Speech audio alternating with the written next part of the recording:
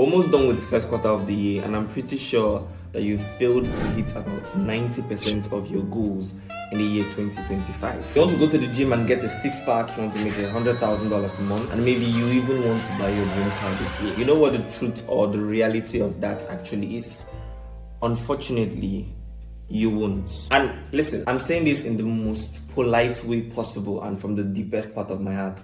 Unfortunately, you won't. Unless you know these 7 principles I'm about to give to you today, you'll be stuck in that rabbit hole that you call self-improvement, in which deep down you know full well that you're not improving anything in your life unless you disappear for good. Let's picture this scenario.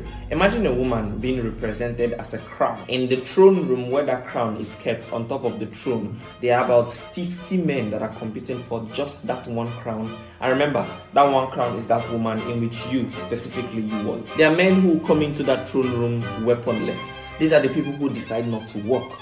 There are men who come into that throne room with sticks. These are the people who started walking in their late 30s. And also there are men who come into that throne room with knives and swords.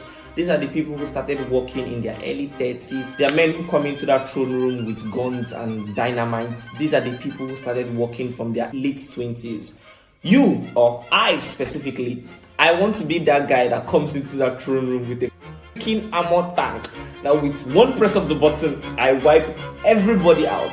And literally that was why I started walking my out as early as 18 years of age. Now these are the 7 principles that I'm going to give you, that if you disappear and add them specifically to your life, 2025 will finally be your year as you have always expected. But yeah, sure, you have a right to click out of this video and say, nah, this is not what I want, or this is, one of those guys who want to make sure they hold my retention span. And I mean, if that is what you're thinking, you're correct. I'm trying to hold your retention span. Well, for those of you that are willing to listen to me and willing to disappear in the next 6 months, I assure you, you would come back so unrecognizable that no one would know that it is you. So first things first, we have to check your screen time. The reason why this is really important is to know how to help yourself, because listen, if you don't know how long your screen time is, I'm sorry, we don't even know where to start from. The first thing I want you to do once you finish this video is I want you to hop onto your settings and find where you can check your screen time. If you have a 5 hours and below screen time, you're pretty normal. And then again, if your screen time is between 5 to 12 hours,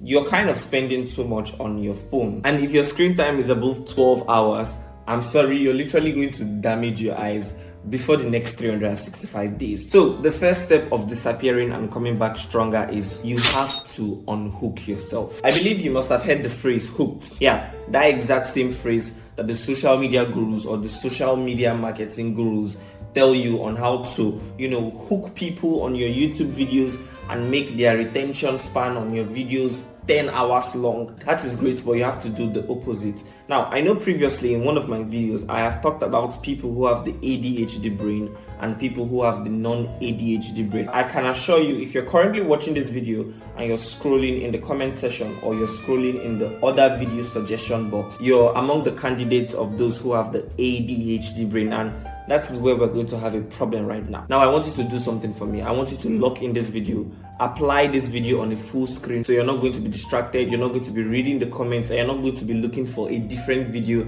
that has a more beautiful thumbnail that you're going to click on. If you cannot even unhook from YouTube, then how much more Instagram? Then how much more TikTok? You have to fight the addiction of consistently scrolling in the comment section. You have to break the shackles of consistently scrolling from one video to another. Now, let me ask you a question. What was the last TikTok you watched? What was the last meme you saw? Can you remember? Absolutely not. Because these things just fry your brain, and for 5 seconds, you've instantly forgotten about it. They add no value to your life. And ladies and gentlemen, listen, if you want to disappear and come back strong, you need to identify the root of the problem. You are addicted and you need to help yourself. Listen, if you're one of those guys who run a social media business and you just cannot get out of social media, it's fine. That one is different. As long as social media makes money for you, then fine and good. The goal has been hit. But if you're one of those who you just consistently consume without producing, my friend, you are in this trap and in this poison with a whole lot of other people. And you need to realize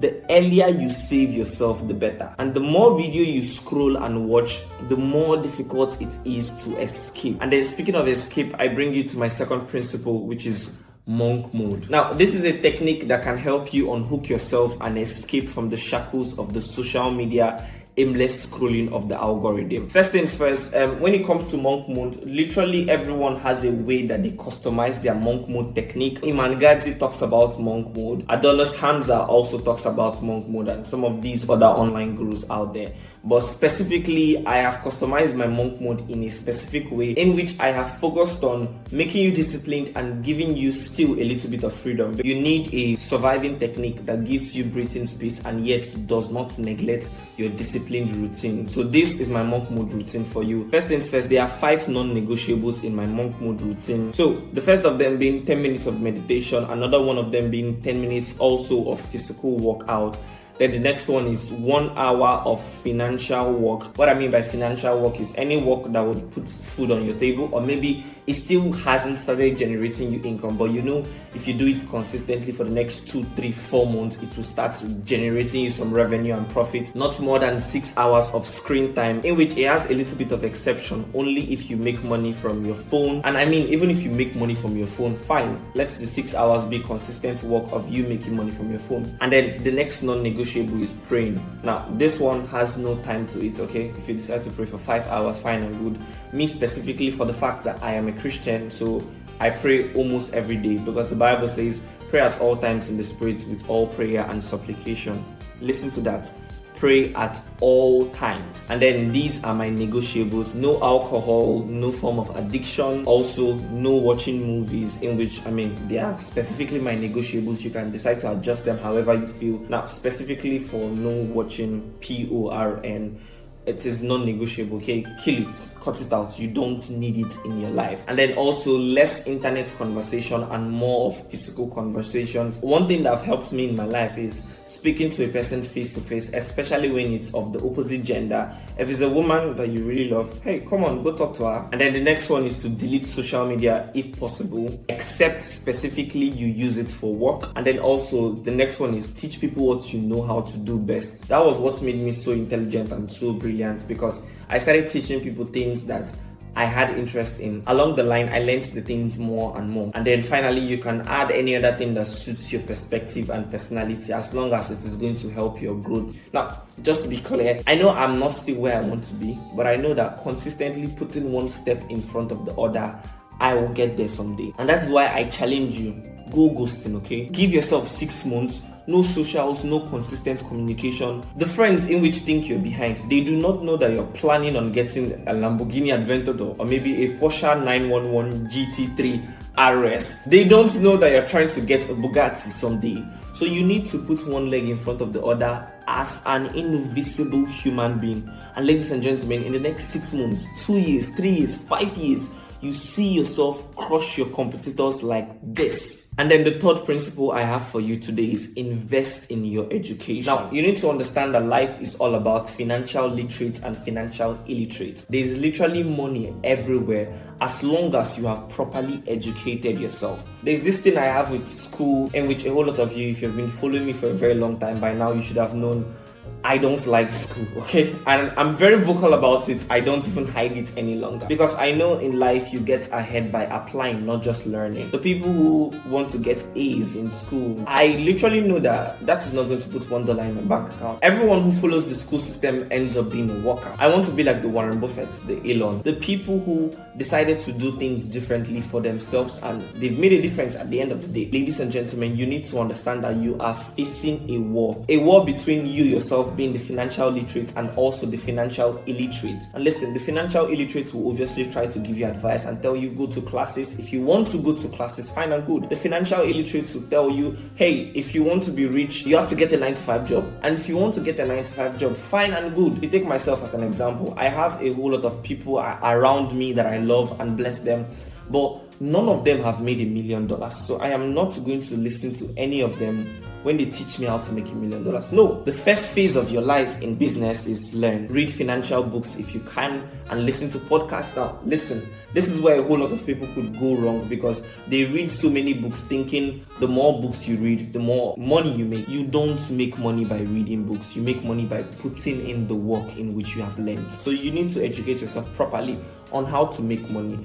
But also, don't spend too much time reading Rich Dad Poor Dad. However, you can educate yourself if it is applying yourself under an experienced tutor, a person who specifically knows how to run a business, and learning specifically directly from him, being an apprentice for him for 6 months, you'd realize that you'd learn a lot for your life. But even if it's working under a random company, as long as you get the knowledge, where people could make the mistake right here is they go to the very expensive companies, the big companies, they go to these companies and they want to work under them. Yeah, I mean, it's cool, it's fine. But a company that has above 500 employees, you need to understand that you're obviously not going to learn anything in a company that has about 500 employees more. It is best to attach yourself to a company that doesn't really have so much employees, so when you're in your presence, you know you learn a lot and you get a whole lot of value to educate your financial life. And then the next principle I have for you is that you need to understand that 80% of your goal comes from timing. This is where a whole lot of people could go wrong. That moment when you want to work so much and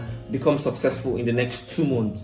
And listen, it is possible, but hey, if you've done everything you have done in your power, just give it more time, okay? Because at the end of the day, you cannot force time. And I would even tell you for myself, if you look at my success from my YouTube channel, I know I haven't really gone so far, but at the end of the day, majority of the success I made came through time, okay? So the moment you let things flow and you let them be, you're going to see better results. The fifth principle I have for you is mark out your rich priorities correctly. This is one thing specifically I love doing so much. I always ask myself, hey Sam, what is that one thing you've always wanted? You want to buy your mom a house, fine and good. You want to buy your dad his dream car. You want to buy yourself a Rolls Royce, because I've always wanted a Rolls Royce from day one. You want to help the poor. So these are more like my rich priorities. So I stack them according to their importance. There's something called scale of preference. What is the most important? Save souls, save a whole lot of poor people, buy your mom a house, buy your dad his dream car, buy yourself a Rolls Royce Phantom. These are more like at the top of the spectrum. So if I some way or sometime become a billionaire or maybe a multi-millionaire in my 20s, in which I know I am going to do, I mean, I'm obviously going to have some fun. And when your priorities have been set straight and have been set clear, you see yourself hitting them one after the other. Now, I don't want you to go having some crazy priorities like you want to become a millionaire or a billionaire in the next 2 years, or you want to meet Elon Musk in the next 6 months. And I'm saying this so politely and so respectfully. Unfortunately, you won't. If you stretch out the time, you see that things get better in your mind. Your priorities need to be set correctly. And if for any reason they are set wrongly, you're just going to see yourself doing a whole lot of rubbish. And then the sixth principle I have for you, in which would really help you before you disappear, is tell people your ambitions before you go ghosting. This is a very controversial one, in which a whole lot of people go and say, no, if you want to fail, tell people your goals. And I have said this 1,001 times. I don't believe in that. Specifically, I believe if you want to succeed, tell people your goals. So at that point in time, it keeps on ringing in your head that I have told this person that I'm going to become a millionaire at 23, 24, maybe even up to 25. And if I don't do it, I'm going to be embarrassed before the presence of that person. So it keeps on ringing in my head that I have to do it because people know that I have said that I will do it. And finally, if I end up doing it, it feels so good. Believe me, if you end up accomplishing your goals that you have told people that before you turn 25 you would become a millionaire, and I believe a whole lot of you have made these statements. A whole lot of you have told your grandma that before you turn 25 you're going to become so famous that she's not even going to recognize you. Listen, if you end up winning, it feels so good, and I want that to sink in. It feels so good if you end up winning, and I pray for you and I wish you well, and I really hope you achieve the secret battle that you are fighting that nobody else knows. And then the final one in which I have for you here is understanding good debt and bad debt. I'm not an American, but I know that the American system or the American government gives you an opportunity as a student to take student loans. The more loans you take, the more trouble you find yourself in. And I want you to understand this. If you're not careful, First, you borrow, and second, you beg. If you're one of those rich guys that have a credit card, you happen to have a credit card, then fine and good, make sure you have your credit card spendings wisely. If you're part of those that decide to borrow loans from the bank, then fine and good, make sure your loans are being borrowed for good reason. People borrow loans to finance some projects. People borrow loans to buy cars, and I just cannot understand how stupid that is. There are some tricks that people could use, in which I know I'm going to use some of these tricks. I see or I hear people borrow loans to buy cars. That could be very dangerous, but that could be a very smart move you can make. And let me explain how. A client that wants to buy a property from a real estate developer would rather buy a property from a guy who drives an AMG G63 compared to a guy who drives a Toyota Camry. Now, you need to understand that perspective or taste is always drawn towards luxury. If you're one of those guys who borrow money to buy vehicles because you're in the real estate sector and you believe the vehicle you bought will draw more clients to you, then fine. I'll be honest, that is a good debt, although that is very risky. But listen, this world is a world of the highest level of risk, and if you're not willing to take those risks, I'm sorry, you're not meant to be here. And ladies and gentlemen, if you put these 7 principles to practice and you disappear, I assure you, in the next 7 months, your friends would not even know who you are. Bye for now.